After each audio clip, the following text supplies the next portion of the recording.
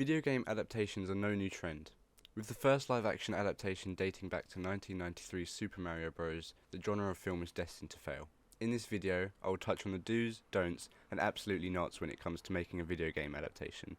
Resident Evil 2002 is a great example of a film that is on the stronger side of its franchise. However, that means nothing when all the movies suck. The original Resident Evil movie takes more inspiration from films such as The Matrix and Alien than the games that they are literally basing the movies on. And this isn't even exclusive to the earlier films, because who the hell is this? That's not Leon, that's Beck from Victorious. In the case of Avanjogia's portrayal of Leon, his acting was strong, but they seem to write him as some naive guy off the street who has no idea what he's doing. The poor guy was done so dirty with how his character is written, he was bullied relentlessly. This brings me to my next topic, which is bullying. It is never acceptable to bully anyone or to send death threats. 9 times out of 10, the butchering of a character is caused by poor writing and directing, and should never be met with threats. Unfortunately, for many actors and actresses, viewers did not hold back. I dread the backlash that actress Caitlin Dever will receive when that one particular episode of The Last of Us Season 2 airs. People do not hold back, and it is disturbing the lengths that these people will go to with their attempts to recast or just to spread hate. When the first piece of casting news confirming that Bella Ramsey would be portraying Ellie in The Last of Us Season 1, fans were divided when it came to Neil Druckmann's selection. Most people were satisfied and anticipated a good performance considering her past appearances in Game of Thrones and Requiem. Others were disappointed and took to social media to voice their dissatisfaction with Ellie's casting. Some even confessed their true morals and complained that Bella Ramsey wasn't hot enough to play the 14-year-old girl. And I'm not exaggerating, that was an actual Twitter thread that my eyes have unfortunately been exposed to. Anyway, I'm getting sidetracked. What I'm getting at here is that once the first episode of The Last of Us aired, it was like Christmas Day. All hate was put to a halt, and people appreciated the performance that Bella Ramsey put on as Ellie and Pedro Pascal as Joel. That was, of course, until episode 3, then the hate returned, of course. But not for Bella Ramsey. No, this time it wasn't for them, nor any cast member at all, actually, because it was for the writing team and the director. People couldn't stay happy for less than half of the show without finding something to nitpick on or complain about. The excessive quote-unquote gayness made an embarrassingly large amount of people uncomfortable and upset, so much so that they immediately rushed to Twitter to express their annoyance. I don't know these people and how much attention they pay to stories, but it clearly isn't much considering Bill was pretty noticeably gay in the video game.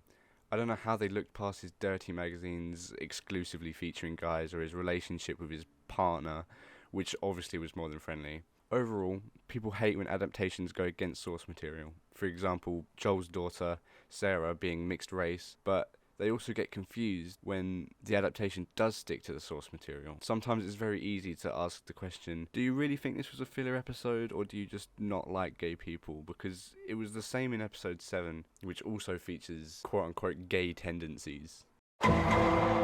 Anyway, moving on from my Last of Us rant, a hilarious example of criticism and pure hatred actually working is the classic Sonic the Hedgehog redesign. Everybody's heard of it, everybody recognises this horrific picture. In 2019, the first look for the highly anticipated Sonic the Hedgehog was right around the corner. Fans across the world waited for their favourite video game mascot to come to life in movie form, but when that time came, my god, it was so bad. From that creature's disgustingly eerie human teeth to its human limbs, it was just a massacre and nobody disagreed. Memes spread like wildfire and nothing went too far. Every single meme that was created was totally justified, and it came to a point where the creators agreed and they had to do something about it. 2 months and $5 million later, Sonic was reborn into a much more easy to look at form with bigger eyes, matching fur and teeth that didn't physically repel me. Sonic was finally ready for the big screen, and once the movie was released, it made $320 million. And even ironically won Best Visual Effects at the Hawaii Film Critics Society. While this does not justify bullying whatsoever, it does go to show how far criticism can go and where it can get you. As video game adaptations grow more popular each and every week, we are bound to see more and more video games that we love be transferred onto the big screen. For example, Red Dead Redemption, God of War, Grand Theft Auto, Detroit Become Human, Metal Gear Solid, Ghost of Tsushima, Bioshock, Far Cry, Legend of Zelda. These are just a few that I could think of. There's an endless amount of material out there just waiting to be adapted into something new. So in conclusion to my first video essay / rant, I think that people think they know what they want, but nobody truly knows, because this is just so fresh to everyone. We're just throwing ideas at each other, hoping some filmmaker will take them, make something fresh but faithful, unique but predictable, or just the other way and just straight up Halo. Anyway, video's over. I'm gonna go watch Fallout.